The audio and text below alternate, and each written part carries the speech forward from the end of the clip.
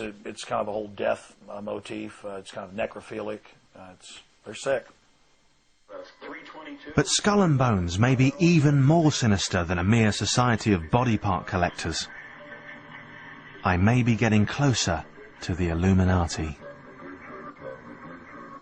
There has been investigations of Skull and Bones, and what they find out is that that was brought to this country from Germany, and that it is actually known as Chapter 322. And it appears to be an Illuminati cell. Well, so far so good. But I can't feel I can understand the Illuminati properly without meeting a member. And I've been made an offer I can't refuse. The English county town of Hertford was way down my list of likely centres of Illuminati activity. But I've made contact through a website with a man called Tim, who says he knows a member. I'm taking you to meet Mr. A. So, you're about to meet an Illuminatus. And it's probably worth pointing out that this is the first time an Illuminatus has spoken on record for 3 centuries. The rendezvous is a remote industrial estate where, on a Saturday afternoon, Mr. A knows there will be no industry. I suspect that the reason why Mr. A has chosen this location above any other is its seclusion. It really is in the middle of nowhere.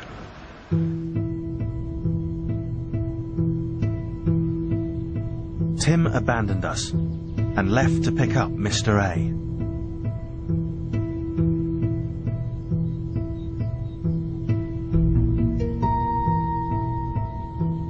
Originally, there'd been a Mr. B as well, but he'd pulled out a week earlier. Would Mr. A do the same? The Illuminati seemed to be slipping from my grasp.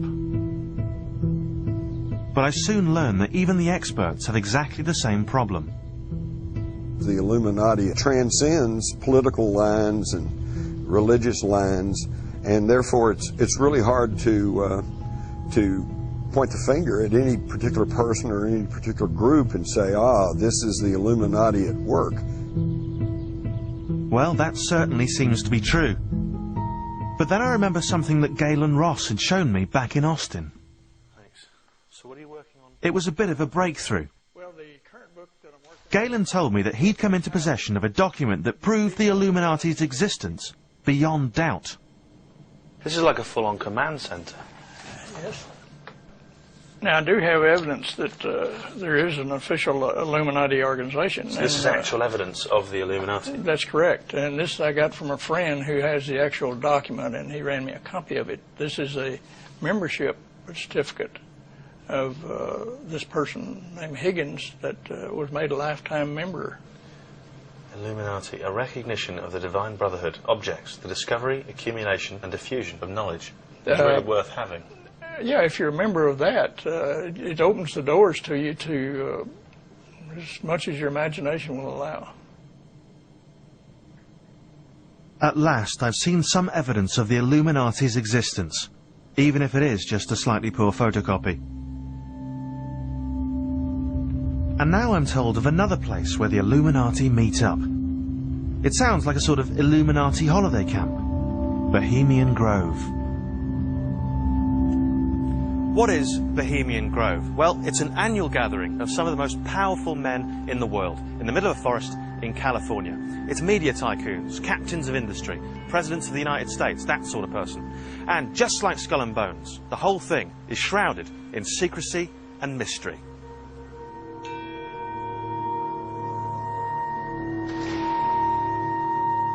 High-level members of the Illuminati, of the elite, of the global crime syndicate, meet with lower-level members, and basically it's like a corporate crime seminar.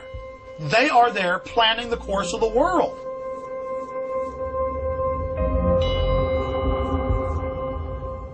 In July of 2000, Alex Jones smuggled himself into Bohemian Grove. All the evidence is right here, exposing the Illuminati, their different allied organizations. It's all on the website. This is George W. Bush and his father giving speeches. And then here's Richard Nixon. And here you have President Jimmy Carter. It's at Bohemian Grove that Alex Jones insists the Illuminati hatch their plots. It's how to set up the world government, what they're going to do, what their plans are. And here you have Under the gaze of a giant concrete owl called Molech, Alex Jones secretly photographed the mock human sacrifice that launches every gathering. This is a shot of the high priest right here over the flame with the people in their black and red robes. There are a bunch of different rituals that they do, and they're inducting a member in a mock human sacrifice. And where's the giant concrete owl? Molech. Molech. Right here. You can see the owl right there. And it was quite chilling, though, I can assure you.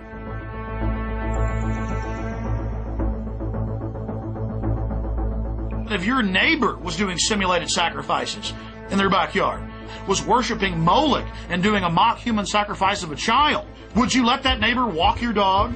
Would you let that neighbor babysit your child? Would you let that neighbor run your country?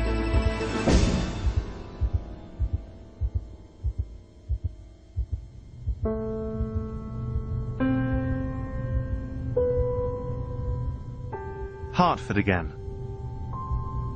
Still waiting for Mr. A.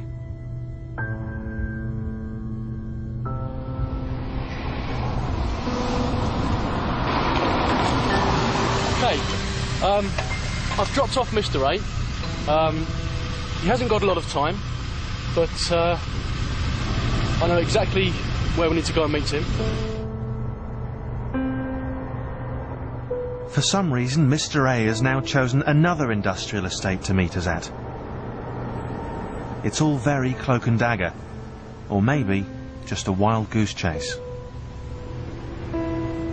We need to make absolutely sure that that Mr. A cannot be identified from this interview. I can't stress strongly enough the importance of concealing his identity. The thing about the Illuminati, they're famous for these terrible, blood-curdling, horrific forfeits that they warn any member will suffer who gives away their secrets.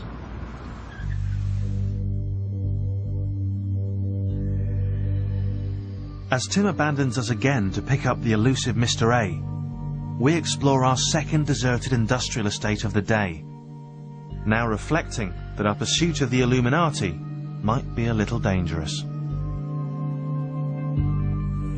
You don't want to mess with these people. You really don't know. These are... in the United States, we have the mafia, which is pretty mean group. The Illuminati put the mafia in the shade. Oh, really? And almost everyone that learns about what I do says, "Why are you still alive?"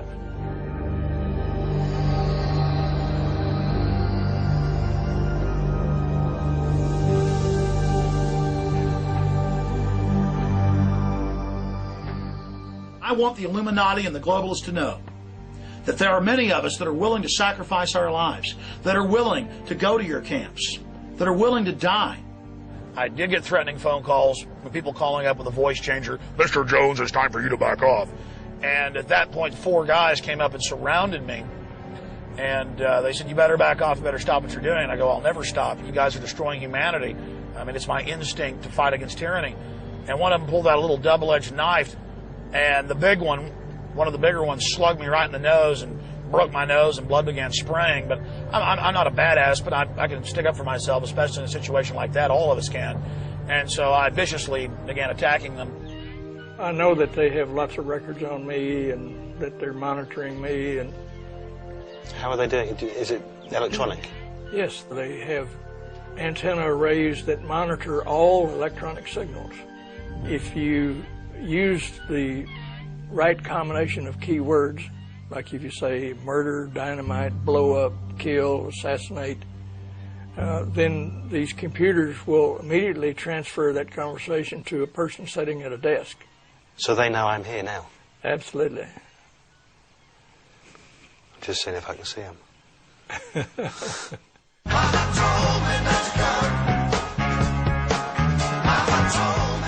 I've still never seen an Illuminati. Or is it Illuminatus?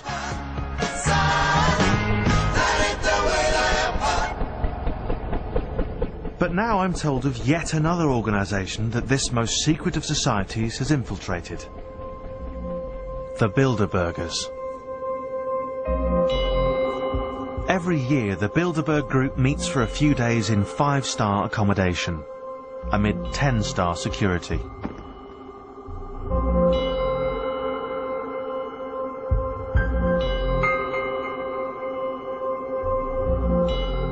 The Bilderbergers held their first meeting in 1954 in a small Dutch town, in the Bilderberg Hotel.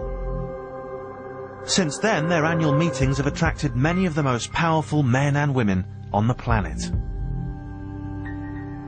These guys really do run the world. Lords and the heads of the biggest banking dynasties, and Dutch and British royalty, and Rockefellers, and secretaries of states, and UN secretary generals, and German chancellors, and the head of the House of Saudi, going and attending this meeting.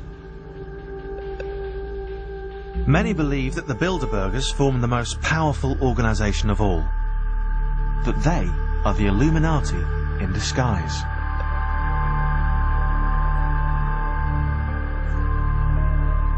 I've come to Washington, D.C., capital of the world's richest and most powerful nation. But how much of its power lies with the Illuminati infiltrators of the Bilderberg Group? American Free Press journalist Jim Tucker has battled the Bilderbergers for most of his life. He also battles those who don't share his less than flattering view of them. What the hell do you mean, innocuous group? You think they're getting together to play pinochle? If you had the brains God promised the grindstone, you'd be all over this damn story. You're a journalistic whore. Bye. Bilderberg's motivation is to control the entire world. They're drunk with power. And they see themselves as masters of the globe. It's their plantation. We're their slaves. And the secrecy with which the Bilderbergers surround themselves generates endless suspicion. You have the people who are making public policy outside the purview of the public. And it really makes a mockery out of the idea of freedom and democracy. A founder member of the Bilderberg Group is one-time Labour Chancellor of the Exchequer, Dennis Healey. What did he have to say about its obsession with secrecy? It wasn't secret, it was private. We didn't want the press there because we wanted people to be able to talk freely. Jim Tucker has tried to infiltrate Bilderberger meetings year after year. But of course every now and then some journalists would find there was a conference and sometimes try to get in, and of course he was thrown out.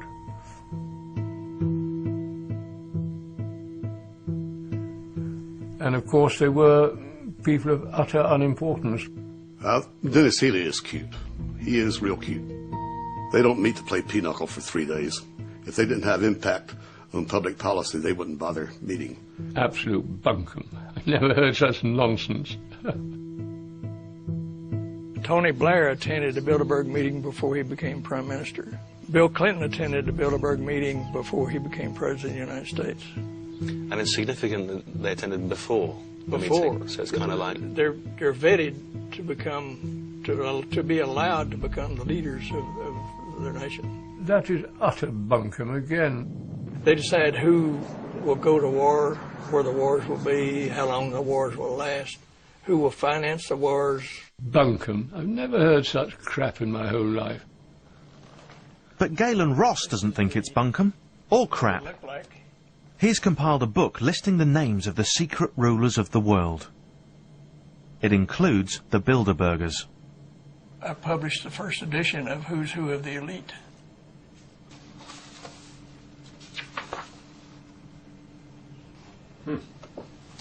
Dennis Healy. Yes, He's in there. absolutely. Interesting. It becomes absolutely obvious that they control everything of significance throughout the entire world. Absolute crap.